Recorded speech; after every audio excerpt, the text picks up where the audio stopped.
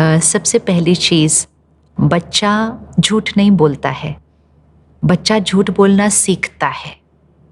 तो अगर बच्चे को बचपन से ही सच बोलने की शक्ति दी जाए, तो शायद बच्चा कभी झूठ न बोले। हाँ, आगे जाकर बड़े होकर संग के प्रभाव में, दोस्तों के प्रभाव में, समाज के प्रभाव में फिर वो कभी झूठ बोल सकता है।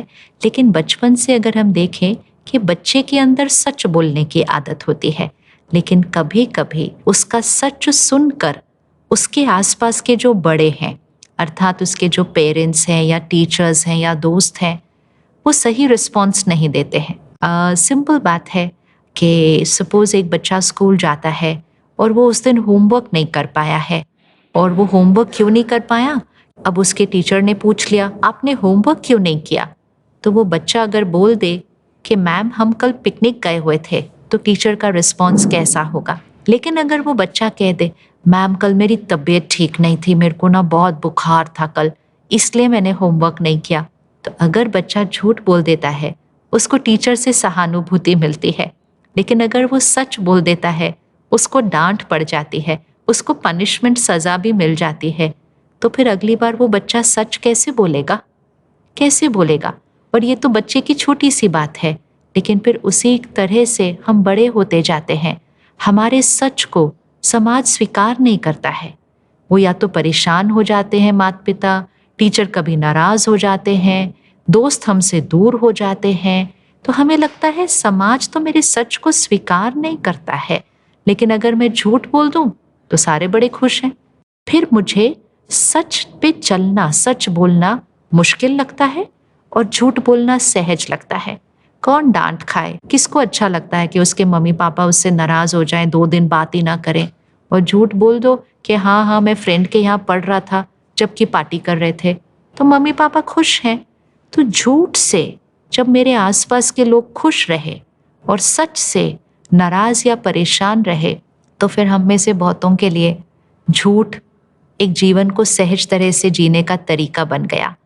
तो सच बोलने के लिए लोग तैयार होते हैं, ज़्यादा तैयारी करनी है सच सुनने के लिए, कि जब हम सच सुनते हैं, इवन अगर हमें वो सच अच्छा न लगे, सही न लगे, लेकिन मन की स्थिति को स्थिर रखना है और स्थिर रखकर सबसे पहले उस बच्चे के सच बोलने की प्रशंसा करनी है। आज चाहे वो बच्चा है, कल आपकी ऑर्गेनाइजेशन का आपका एक कलीग है या एम्प्लॉय है, किसी ने सच बोला है कि मैम मैं इसलिए कल ऑफिस नहीं आया क्योंकि मैं क्रिकेट मैच देखने गया हुआ था। मैम मैं इसलिए ऑफिस नहीं आया क्योंकि कल मैं एक दूसरी कंपनी में इंटरव्यू देने के लिए गया हुआ था। क्या हमारे पास ये सच सुनने की ताकत है? क्या इसको हम सुनकर सामने वाले के प्रति उतना ही स्थिर और शांत और सम्मान पूर्वक रह सकते हैं? वो नहीं होता है। हमारे तो चेहरे पर ही बदलाव दिखाई देता है। इसलिए सामने वाला कहता है, मैम कल मेरी तबीयत ठीक नहीं थी, इसलिए मैं ऑफिस नहीं आया। ये बातें बहुत छोटी लग रही हैं इस समय, लेकिन ये छोटे छोटे झूठ ही तो झूठ बोलने के संस्कार को पक्का करते हैं। और धीरे धीरे ये झूठ बोलना हमारे जीवन के कई पहलुओं में आ जाता है। हम ऐसी वैसी हर बात के लिए, इतनी छोटी सी बात होती है, कई बार हम घर से देर से निकलते हैं, हमें 10 बजे कहीं पहुंचना होता है, अब 9:30 पौने 10 बज गए हैं, हम वहां तक नहीं पहुंचे हैं। सामने वाले का फोन आता है, आप कहाँ तक पहुंचे हैं? कहते हैं बस हम यहीं हैं, बस पहुंचे कि पहुंचे। सामने वाला कहता है कितनी देर में पहुंचेंगे? कहते हैं बस मैं तो बिल्कुल टाइम पर ही निकला था, रास्ते में ट्रैफिक जाम आ गया था, अब तो मैं बस 5 मिनट दूर ही हूँ। 15 मिनट के बाद सामने वाला फिर फोन करता है, क्या हुआ? आप तो 5 मिनट में पहुंचने वाले थे। हाँ मैं पहुंचने तो वाला ही था, लेकिन यहाँ पर बहुत ट्रैफिक था। झूठ पे झूठ पे झूठ, इतना झूठ बोलने लग जाते हैं कि हमें ये याद भी नहीं रहता शायद कि ये जो हम कर रहे हैं, इससे आत्मा की शक्ति घटती जा रही है, सिर्फ क्योंकि हम लोगों को नाराज नहीं करना चाहते, लोगों का सम्मान नहीं खोना चाहते, और इसीलिए हम झूठ बोलते हैं।